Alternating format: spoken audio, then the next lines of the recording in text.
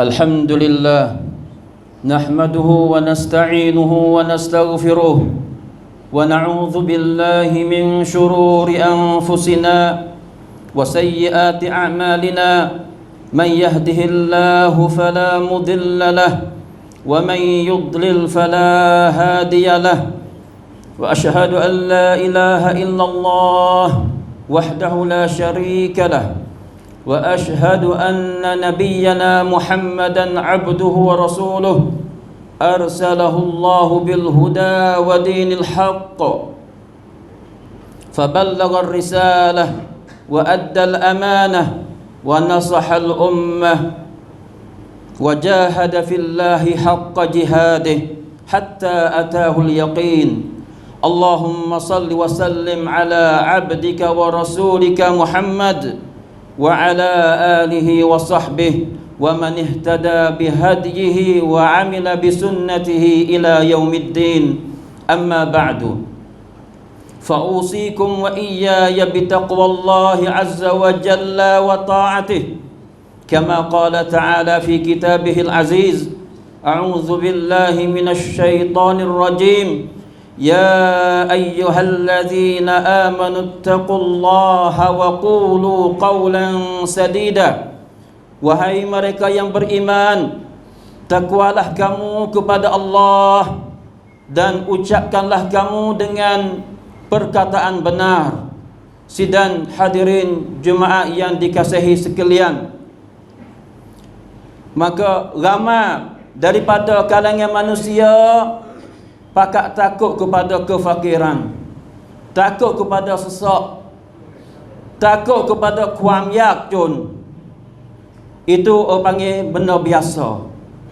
Tabiat manusia dia takut kepada benda yang susah, takut kepada hidup dia tu berlama dengan benda yang susah. Orang panggil benda biasa.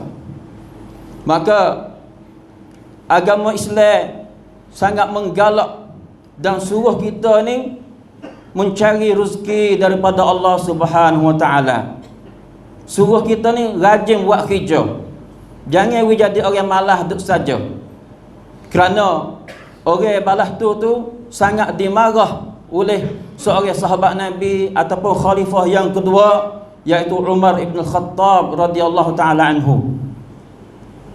Beliau berkata, "Inni la akrahu an ara ahadakum sabahlala la fi amali dunya wala fi amali akhirah." Atau kama qala.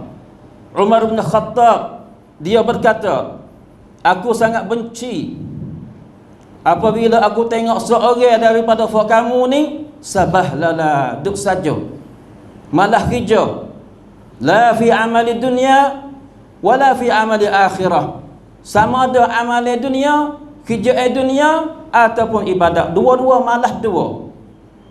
Kerja pun tak, semaya be pun tak, dua-dua duk saja. Nah, semaya pun tak, puasa pun tak, zikir pun tak, lepas tu kerja pun tak juga. Orang balas ni sangat dimarah dan sangat dibenci oleh sahabat Nabi yang bernama Umar ibn Khattab radhiyallahu taala anhu. Maka sini kita semua insya-Allah akan jadi orang yang rajin, suka buat kerja, suka cari rezeki. Tetapi kadang-kadang kita ni orang rajin dah, kerja dah, usaha dah, nah, jual beli, buka kedai jual pagi dah petang, ambil jap pagi sampai petang, pergi muka di tengah laut. Kadang-kadang kita belum dapat rezeki daripada Allah Subhanahu Wa Taala, Tuhan tak beri lagi. Situ kita nak cari pucuk. Sebab gapo? Lebih cakap setengah daripada setengah ni turun modal menega, buka kedai ratus-ratus ribu, ceng bankrupt. Sebab gapo? Tuhan tak beri rezeki kepada dia. Ada setengah buka kedai orang cek haluh ya, setiap itu tak besar, tapi dia menega, jual dapat hasil tiap-tiap hari. Ada setengah tu buka kedai orang cek juga wadiko tempat itu, tetapi dia makin hari makin kau rugi. Cuba kita mai cari sebab gapo. Nah, usaha dah, rajin dah, tapi kita belum dapat rezeki daripada Allah Subhanahu Wa Taala. Tuhan tak beri lagi rezeki kepada kita. Maka salah satu sebabnya kita tak ada guna cara-cara untuk nak mendapatkan rezeki, yang dikatakan anak-anak kunci rezeki. Rezeki Allah Subhanahu Wa Taala berhajat kepada anak kunci. Dan anak-anak kunci itu begitu banyak. Anak-anak kunci itu banyak. Kalau kita nak sebut dalam khutbah ni tak cukup. Tetapi hak saya nak sebut dalam khutbah pada hari Jumaat yang mulia ini, 5 anak kunci yang akan membuat kita dapat rezeki daripada Allah Subhanahu Wa Taala dengan tidak sangka-sangka, insya-Allah taala. Anak kunci yang pertama, sidang jemaah yang dihormati sekalian, anak kunci jihadnya at-taqwa. Takut kepada Allah Subhanahu Wa Taala.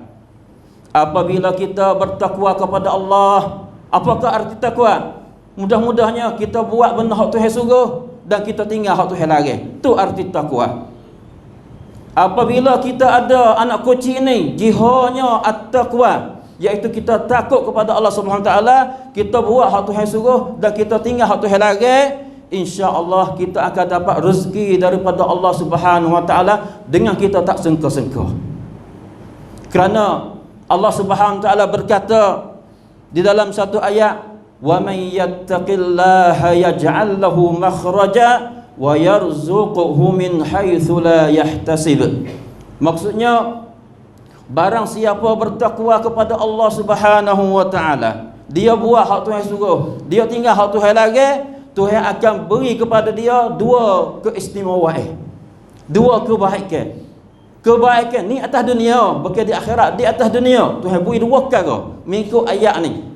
Yang pertama, yaj'al lahu makhraja. Tuhan akan beri kepada dia jalan keluar. Buat dia tu dapat jalan keluar. Dengan sebab apa? Dengan sebab dia tu takut kepada Allah Subhanahu Wa Taala. Apabila hidup dia penuh dengan masalah, hidup dia tu penuh dengan panha cirit, hutang ribu-ribu, ratus-ratus ribu, buat dia tu sakit kepala, tidur tak jera, makan tak lalu, kerana dia serabut dengan benda-benda yang berlaku di dalam hidup dia, iaitu masalah. Tetapi kalau dia bertakwa kepada Allah Subhanahu Wa Taala, Tuhan akan tunjuk jalan keluar bagi dia. Hak tu yang pertama, hak Tuhan nak beri kepada dia bagi orang yang bertakwa. Dan yang kedua, hak inilah kita kira dalam khutbah kita, wa yarzuquhu min haitsu la yahtasib. Allah Subhanahu Wa Taala akan memberi rezeki kepada dia dengan dia tu tak sangka-sangka. Sebuah saat ni buku kedala cek lu. Tak besar ni, dia mulai buat 3 tempat itu, tapi dia step itu ya. Tapi tiap-tiap hari dia dapat hasil dia, dapat laba, dapat rezeki daripada Allah Subhanahu Wa Taala. Kerana tuai kedai tu dia bertakwa kepada Allah Subhanahu Wa Taala. Adapun seorang lagi tu kedai dia besar, tapi tiap-tiap hari dia rugi. Kemungkinan tuai kedai tu dia tidak bertakwa kepada Allah Subhanahu Wa Taala. Nah, dan inilah orang panggil satu anak kunci yang kita mesti kena ada jihadnya, iaitu at-taqwa. Mengikut saya kenal, ada saudara kita ni, dia pergi cari makan rezeki halal di kawasan pulau dalam negeri Syria kita ni. Masya Allah, saudara kita ni, dia dapat rezeki daripada Allah Subhanahu Wa Taala. Benar dia jual baju seluar kepada pelancong, kepada nak tongtiau. Dia kata dalam tiap-tiap bulan ni dia dapat hasil panggil kamera sutik tak lebih, tak kurang daripada 100,000. Tak ada lagi kerja di Malaysia. Dia dapat mengikut saya cek tengok, saudara kita ni adalah saudara orang yang bersifat dengan sifat takwa. Sebab dia ni tiap-tiap hari semaya tak putus, walaupun dia di pulau penuh dengan segala-gala semacam-macam maksiat, penuh dengan maksiat, tetapi dia duduklah keadaan bertakwa kepada Allah Subhanahu Wa Taala. Semaya 5 waktu tak biasa putus. Dan benda-benda maksiat yang ada di atas pulau tu, dia usaha menjauhkan diri dia dan keluarganya daripada benda maksiat itu. Maka tak ada pelik apa, dia dapat rezeki daripada Allah Subhanahu Wa Taala min haitsu la yahtasib, dengan tidak sangka-sangka. Itu anak kunci yang pertama. Anak kunci yang kedua, jihadnya istighfar dan taubat kepada Allah Subhanahu wa taala. Sesiapa nak jadi orang kaya, sesiapa yang ingin nak dapat rezeki daripada Allah Subhanahu wa taala, dia kena ada anak kunci ni. Anak kunci jihanya nama istighfar dan taubat kepada Allah Subhanahu wa taala, iaitu kita selalu menghidupkan lidah kita, mulut kita dengan berkata astagfirullah, astagfirullah, astagfirullah pada tiap-tiap pagi dan petang, bahkan pada tiap-tiap waktu. Bila-bila kita buka kedai jual, bila-bila dia buka kedai, duk tunggu kedai, astagfirullah, astagfirullah, astagfirullah. Bila-bila dia buat mutu, astagfirullah, astagfirullah, astagfirullah. Bila-bila kita duk muka di tengah laut, di tengah sungai, astagfirullah, astagfirullah, astagfirullah. Ini adalah satu cara supaya kita akan mendapat rezeki daripada Allah Subhanahu wa taala. Kerana masalah anak kunci ini, iaitu istighfar, ada sebut dalam Al-Quranul Karim, yang mana Allah Subhanahu wa taala berfirman, faqultu astaghfiru rabbakum innahu kana ghaffara yursilis samaa'a 'alaikum midrara wa yumdidkum bi amwalin wa banin wa yaj'al lakum jannatin wa yaj'al lakum anhara. Allah Subhanahu wa taala berkata di sini, iaitu Nabi Nuh, dia berkata kepada kaumnya mengikut Tuhan cerita dalam Quran, iaitu istaghfiru rabbakum. Nabi Nuh pesan kepada kaum dia, istaghfiru rabbakum, istighfarlah kamu, istighfarlah kamu, minta ampunlah kamu daripada Allah kepada Allah Subhanahu wa taala. Sebab dengan melalui istighfar inilah Tuhan akan bui sini 3-4 perkara. Yang pertamanya, yursilis samaa'a 'alaikum midrara. Tuhan akan menurunkan hujan yang lebat dari langit kepada kamu. Itu keistimewaan yang pertama hak Tuhan nak bui bagi orang yang suka beristighfar. Dan yang kedua, hak ni hak kita nak sebut dalam khutbah kita, wa yumdidkum bi amwalin wa banin. Tuhan akan memperbanyakkan harta kekayaan kamu dan anak-anak pinak kamu. Dan yang ketiga, wa yaj'al lakum jannatin wa yaj'al lakum anhara. Dan Tuhan akan mengadakan kebun-kebun dan sungai-sungai untuk kamu. Tak ada pelik ke apa, ikhwah kita, saudara kita sebelah dek kantor, sebelah dek betong tu penuh dengan kebun dia. Boleh hati mereka tu sentiasa beristighfar kepada Allah Subhanahu wa taala. Lebih-lebih lagi tiap-tiap semaya 5 waktu, setelah mana kita wisadah, selalu dah kita semua bakat kata belaka astagfirullahalazim, astagfirullahalazim, astagfirullahalazim.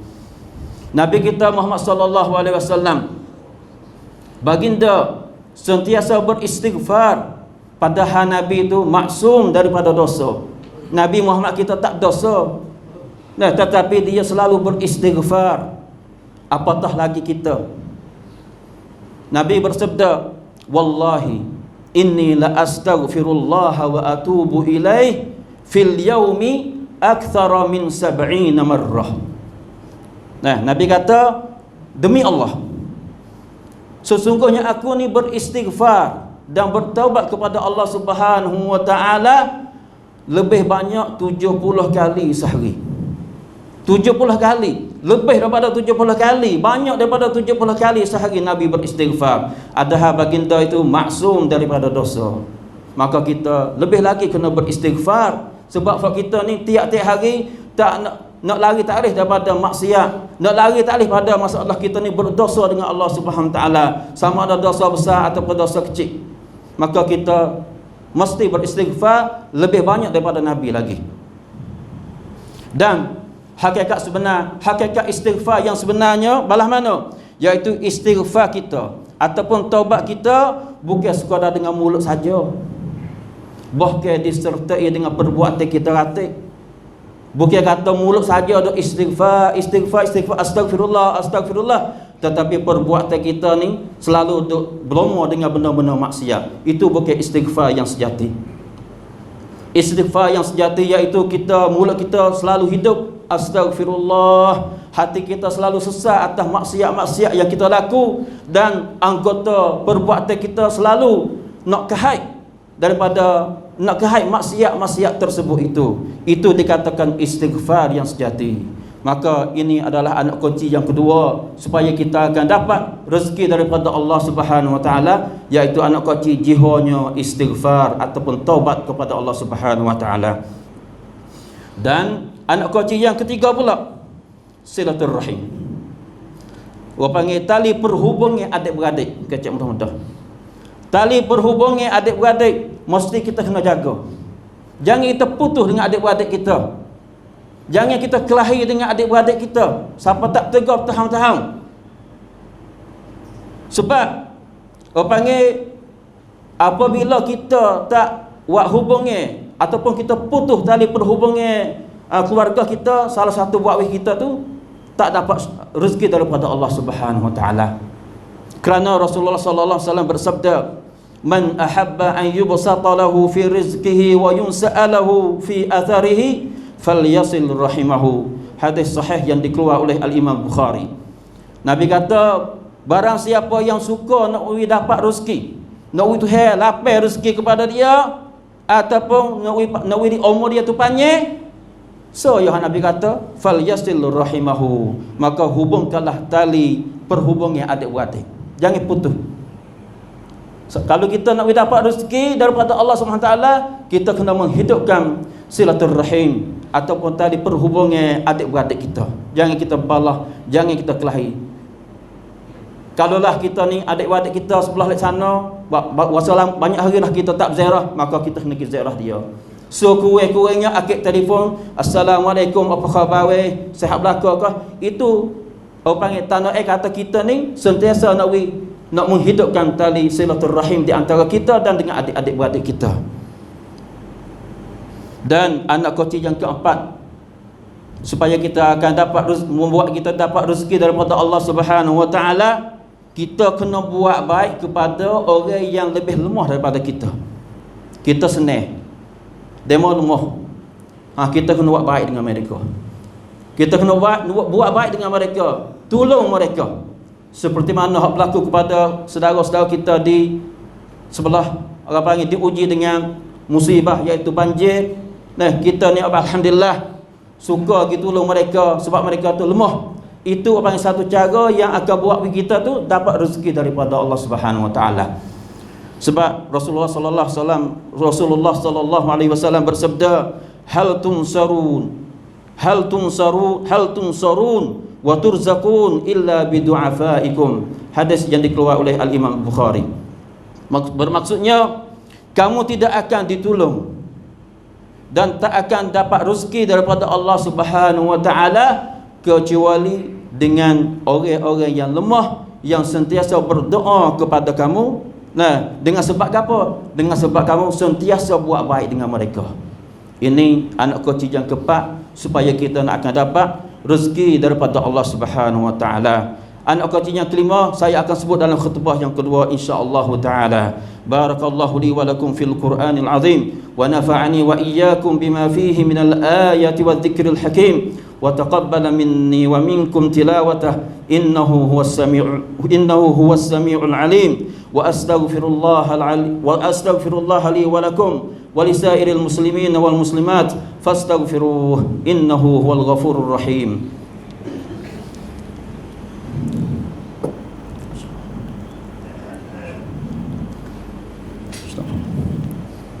Alhamdulillahi Rabbil Alamin wa bihi nasta'in wa la hawla wa la quwwata illa billahil aliyyil azim wa ashhadu an la ilaha illallah wahdahu la sharika lah wa ashhadu anna Muhammadan abduhu wa rasuluh sallallahu alaihi wasallam wa ala alihi wa ashabihi ajma'in wattabi'ina lahum bi ihsanin ila yaumiddin amma ba'du fattaqullaha ya ibadallah wa'tasimu bi kitabihi wa sunnati nabiyhi sallallahu alaihi wasallam. Marilah sama-sama kita bertakwa kepada Allah Subhanahu Wa Taala dan kita berpegang teguh dengan kitab Allah iaitu Al-Quran dan sunnah nabinya sallallahu alaihi wasallam iaitu al-hadis. Sebab kalau kita berpegang teguh dengan kedua-dua ni, kita akan tak akan sesat sama sekali.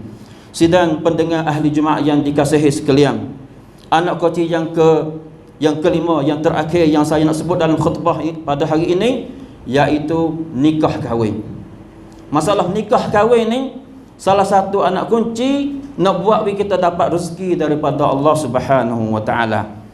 Kerana Allah Subhanahu wa taala berfirman, wa ankihul ayama minkum was-salihin min ibadikum wa imaikum in yakunu fuqara yughnihimullahu min fadlih. Ayat ini kalau kita nak faham mudah-mudahnya, Tuhan suruh panggil para wali semua yang mempunyai anak lelaki dan anak perempuan, ataupun kalau masa dulu gak para wali yang mempunyai hamba-hamba sama ada lelaki dan perempuan, perbuat benda hak para wali kena buat, iaitu kena cari jodoh kepada anak dia. Kalau anak dia tina, kena cari suami yang soleh bagi anak tina dia. Kalau anak dia lelaki, kena cari isteri yang salihah kepada anak dia. Lepas tu jangan terlalu pilih, panggil terlalu buat payah. Balah mana dia ni orang sesak, tak boleh jadi natuku, tu tak kena jaga. Sebab dalam Quran ni Tuhan kata, in yakunu fuqara yughnihimullah. Apabila jikalau mereka itu orang nak jadi natu kita itu, mereka itu fuqara, fakir miskin, yughnihimullah, Tuhan akan mengkayakan mereka.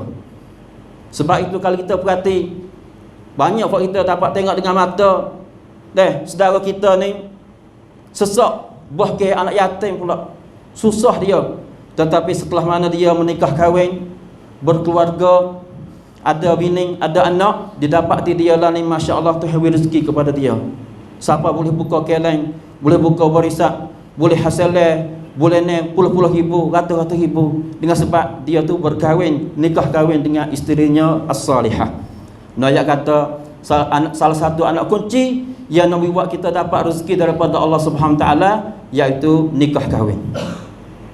Maka innallaha wa malaikatahu yusalluna 'alan nabi ya ayyuhalladzina amanu sallu 'alaihi wa sallimu taslima. Allahumma salli wa sallim wa barik 'ala nabiyyina Muhammad wa 'ala alihi wa sahbihi ajma'in. Allahumma ighfir lil muslimina wal muslimat wal mu'minina wal mu'minat al ahya'i minhum wal amwat. Allahumma a'izzal islam wal muslimin wa adhillal syirka wal musyrikin wa dammir a'da'ad din. ربنا ظلمنا أنفسنا وإن لم تغفر لنا وترحمنا لنكونن من الخاسرين. ربنا افتح بيننا وبين قومنا بالحق وأنت خير الفاتحين. ربنا آتنا في الدنيا حسنة وفي الآخرة حسنة وقنا عذاب النار. عباد الله، إن الله يأمر بالعدل والإحسان إن الله يأمر بالعدل والإحسان وإيتاء ذي القربى وينهى عن الفحشاء والمنكر والبغي يعظكم لعلكم تذكرون. واذكروا الله العظيم يذكركم واشكروه على نعمه يزدكم ولذكر الله أكبر والله يعلم ما تصنعون.